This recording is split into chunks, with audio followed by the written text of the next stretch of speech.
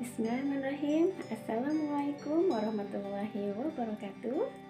Bagaimana kabarnya pada pagi hari ini? Alhamdulillah, luar biasa. Tetap semangat, Allahu Akbar. Alhamdulillah ya. Semoga Anda semuanya dalam keadaan sehat walafiat. Baik, anak-anak, sebelum kita mengawal pembelajaran, kita berdoa dulu ya. Berdoa dimulai. Rabbi zidni ilman nafi'an. Doa selesai. Anak-anak jangan lupa ya isi absennya di grup WA ya. Baik anak-anak soleha ya, pada hari ini kita akan belajar tentang apa? Betul sekali, kita akan belajar tentang tema ya, tema 1 muatan bahasa Indonesia. Kita akan belajar tentang teks laporan hasil pengamatan. Nah, sebelumnya yuk kita cari tahu apa sih itu teks hasil pengamatan, apa tujuannya, serta apa itu manfaatnya. Terus bagaimana langkah-langkah dalam pembuatan teks laporan hasil pengamatan? Yuk kita simak video pembelajaran ibu kali ini. Selamat menyimak dan jangan lupa ya, tetap semangat. Sekarang kita akan belajar tentang teks laporan hasil pengamatan. Apa itu teks laporan hasil pengamatan?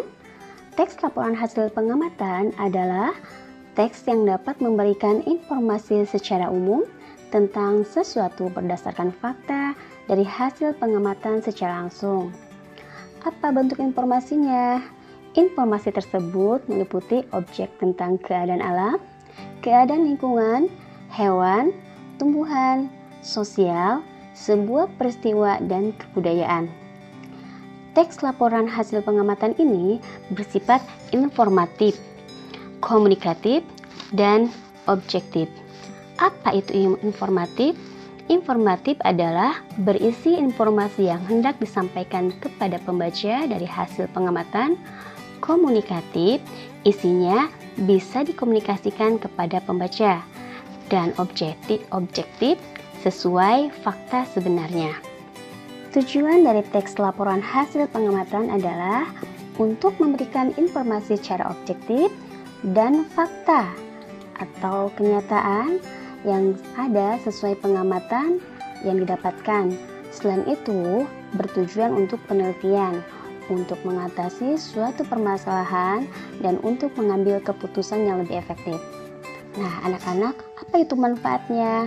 Adapun manfaat dari teks laporan hasil pengamatan adalah sebagai berikut, yaitu yang pertama adalah sebagai bahan penelitian, sebagai sumber yang dapat dipercaya, sebagai laporan tugas pengamatan, sebagai dokumentasi, dan sebagai dasar penyelesaian suatu permasalahan.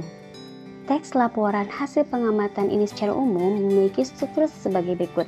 Yang pertama adalah pernyataan atau informasi umum yang berisi tentang pembukaan dan menyampaikan informasi secara umum dan menyeluruh tentang objek yang akan diamati.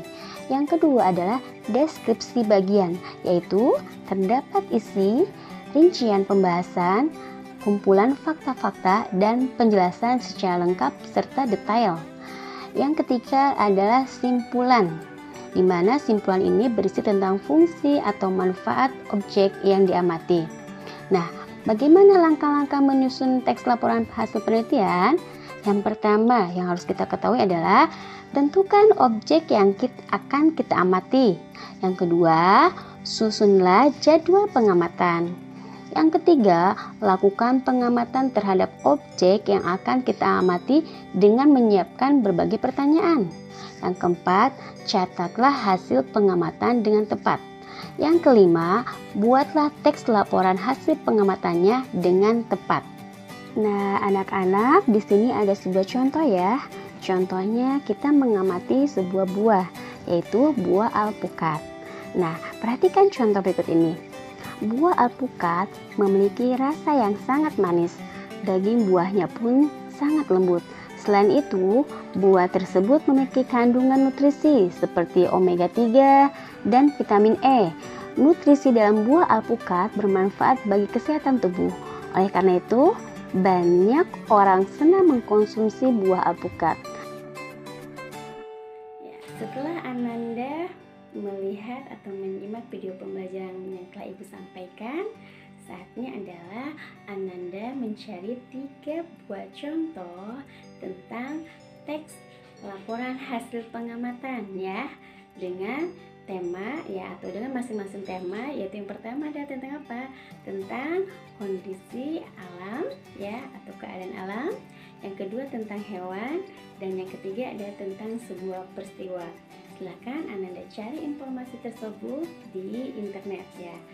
Tetap semangat ya, meskipun kita belajar dari rumah ya, dan jaga kesehatan ya. Ibu akhiri, billahi taufiq wal hidayah. Wassalamualaikum warahmatullahi wabarakatuh.